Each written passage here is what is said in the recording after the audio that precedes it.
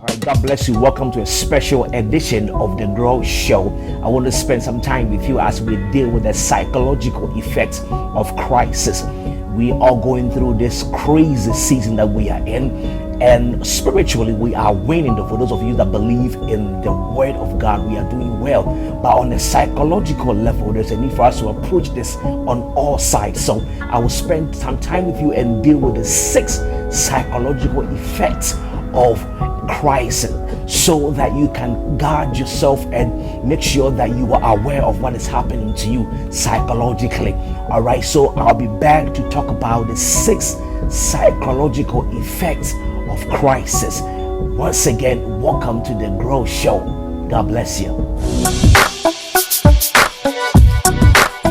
So before we get into the 6 psychological effects, I want to deal a little bit with some practical things that will give you kind of understand of where I'm going with this. Now, the first thing I want you to understand is I'm going to give you 2 illustrations. The first thing I want you to understand is that whenever you are going through crisis, you cannot rely on your own judgment. You cannot rely on your own understanding, because at that time, every faculty of you is compromised. You understand? Example number 1, when you are living in a room with friends, about 5 friends, and you lose your money, right away you begin to think, you come under crisis, and you begin to think so many possibilities where the money could be, and a little strange thoughts will come to your mind, and they will all sound real. You notice that by the time you find the money, you will realize that the person you are accusing, the thoughts around your mind, most of them were very, very subjective.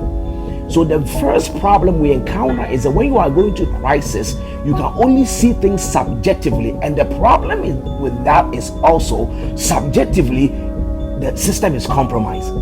It's not thinking straight. You understand that?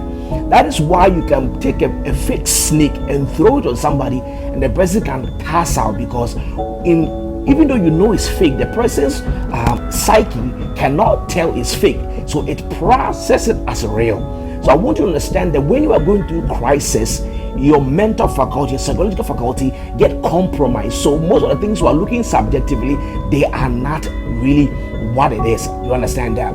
Now that explains why it's advisable not to make any important decision during the time where you are agitated.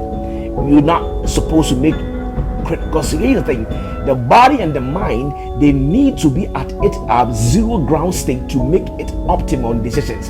But when we're in crisis, they get excited and go to excited level. So your sense of interpretation becomes a little bit subjective. You can't really grasp the objective occurrence. Everything's in your head, and your head is trying to survive, trying to find new ways to interpret what is happening. So chances are you are going to have a lot of wrong assumptions about what is really going on. So I want to let you understand that, number 1, when you are under crisis, your faculties are also under crisis, so they don't give you good results, they don't give you good answers. You understand that?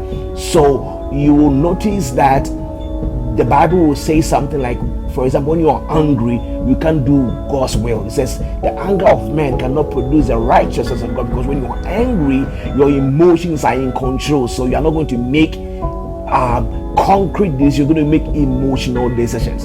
You understand that? So I want you to understand that, so that you are going to know what to do when you are in crisis. Because when you are in crisis, your mind is in crisis, your heart is in crisis, your soul is in crisis. So you can rely on all those faculties to make good sense about what is happening. You understand that? I'll be back to go through the 6 psychological effects of crisis.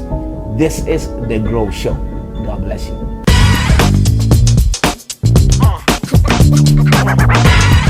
All right, so the first psychological effect of crisis is called high suspicion. High suspicion. All right, let me break it down this way. Now, you will notice that. Now, let me give a disclaimer. This is not to explain what everybody's doing. Some of the things that are coming out are very well thought through, because What I'm teaching you is to help you make good decisions in times of crisis. Some people already know this and they are making good decisions because leaders are supposed to do that. Leaders cannot panic in times like this, right? So leaders have the ability to process things whilst you're in crisis. But the general population have this kind of challenge. That's why I'm teaching this.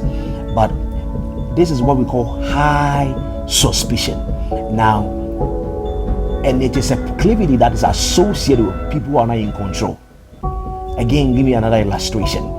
If there are 10 people in the house and there 2 of them are the leaders of the house who have board meetings, closed doors meetings and everything, when something like this happens, there is a greater possibility that those who are not in control will be suspicious and blame those who are in control. We have to understand that psychologically, that is how the human being works. It may be true or may not be true, but psychologically, that is the first place those who are not in control will go. So you realize that those who are at the top, from that, they might have no idea what is happening, but because of the psychological effect of high suspicion, those who are, so if you have never been in control before, as for example the African American race, we have never been in control of anything, and so we have never known what comes from the top. You understand? We have always been locked out, and only people of a certain race kind of are on top of things. So when things like that happen, the first place we will go is that you did it. It's a psychological first place we go. It's called high suspicion, and that's where it's a psychological step. It's a natural. If you like do a social experiment after this is over, the people who are not in control always assume those who are in control did it.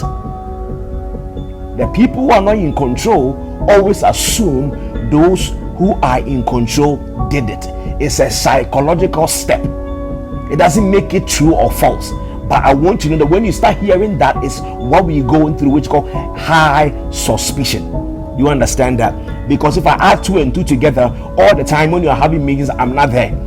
So definitely when things like this happen, it's a higher possibility that I am going to blame the top. You understand that? So the blame or at the top is clearly a psychological stage in processing crisis. You understand that? And so I want you to understand that that's what we are dealing with. High suspicion. High suspicion. So when you see these things come to you, understand that there might be truth mixed with high suspicion. You understand that? And that's a psychological process in life. That's how we process everything.